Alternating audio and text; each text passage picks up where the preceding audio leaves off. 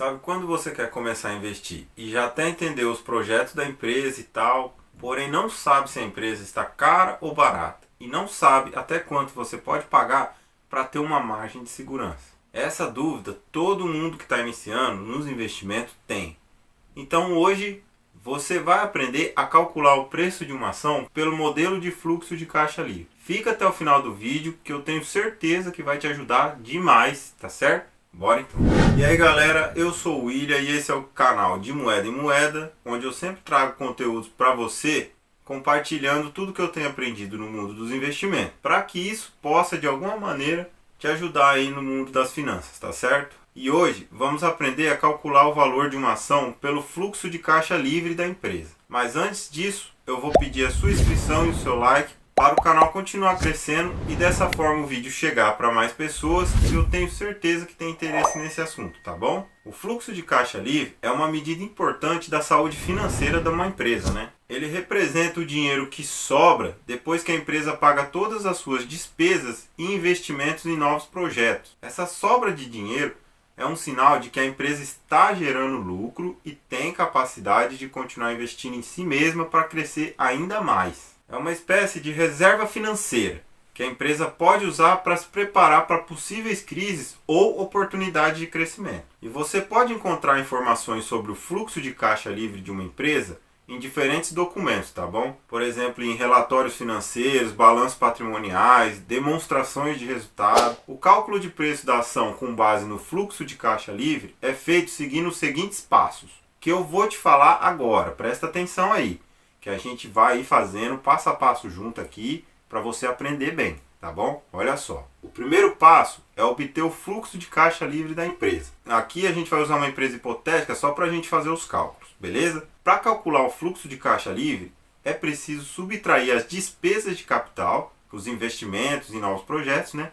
Do fluxo de caixa operacional, que são as receitas menos a despesa. O resultado disso é o fluxo de caixa livre. Geralmente, as empresas, ao publicar os seus resultados, elas já trazem informação do fluxo de caixa livre, como eu peguei algumas de exemplo e está passando aí na imagem só para mostrar para vocês, tá bom? É importante lembrar que o fluxo de caixa livre ele deve ser projetado para os próximos anos, geralmente de 3 a 5 anos. Imagina que a empresa esteja num setor de tecnologia e gerou 100 milhões em fluxo de caixa livre no ano de 2022, com uma taxa de crescimento projetada de 10% para os próximos 5 anos, tá certo? Para chegar nas projeções de fluxo de caixa livre, é preciso levar em consideração a taxa de desconto da empresa, que inclusive já é o segundo passo, calcular a taxa de desconto. A taxa de desconto representa o custo de oportunidade do investidor, ou seja, o quanto de retorno ele espera ter com o investimento. E essa taxa de desconto, ela geralmente é baseada na taxa de juros livre de risco, por exemplo, a taxa Selic, mais um prêmio de risco que varia de acordo com o setor da empresa. Para encontrar um prêmio que reflita o risco do setor de tecnologia, você pode pesquisar o beta dessa indústria, tá certo? E só para explicar para vocês, o beta é uma medida de risco de um ativo em relação ao mercado geral, tá certo? Por exemplo, assim, se o beta de uma empresa é maior do que 1, isso indica que ela é mais arriscada do que o mercado em geral. Se o beta é menor que 1, então a empresa é menos arriscada do que o mercado. Uma forma para você estimar o beta de um setor é calcular a média ponderada dos betas de várias empresas dentro desse setor. Mas isso é tema para um outro vídeo, tá certo? Por enquanto, vamos usar um prêmio de risco comum usado em finanças, que é o de 5 a 7%, tá? Aqui a gente vai usar 5%. Então, portanto, adicionando esse prêmio à taxa de desconto, que atualmente é de cerca de 13,75% ao ano,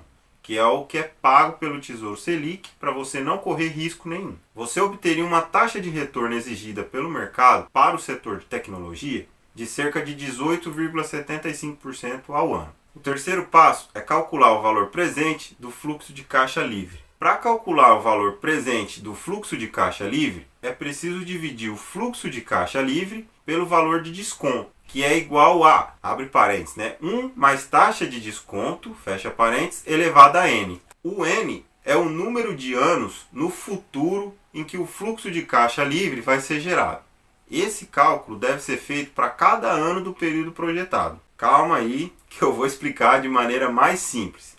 Primeiro, a gente vai fazer a projeção do fluxo de caixa para os próximos 5 anos. Com base na informação de que a empresa gerou 100 milhões em fluxo de caixa livre no ano de 2022, com uma taxa de crescimento projetada de 10% para os próximos 5 anos, podemos projetar o fluxo de caixa livre para os próximos anos, como está aparecendo aí nas imagens para vocês, tá? A partir do fluxo de caixa livre de 2022, que foi de 100 milhões, foi aplicada a taxa de crescimento projetada de 10% para se chegar ao fluxo de caixa livre dos próximos anos. Por exemplo, para calcular o fluxo de caixa livre de 2023, foi utilizada a fórmula 100 milhões vezes 1,1, que é igual a 110 milhões.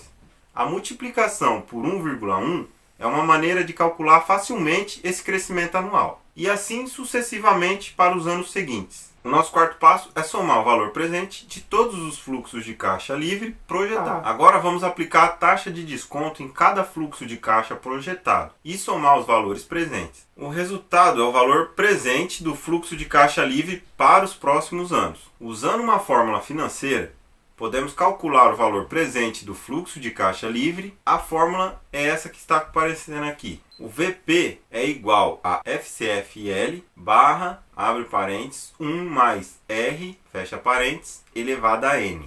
Agora eu vou explicar o que é cada coisa, tá? O VP é o valor presente do fluxo de caixa livre. O FCFL é o fluxo de caixa livre projetado para cada ano. O R é a taxa de desconto.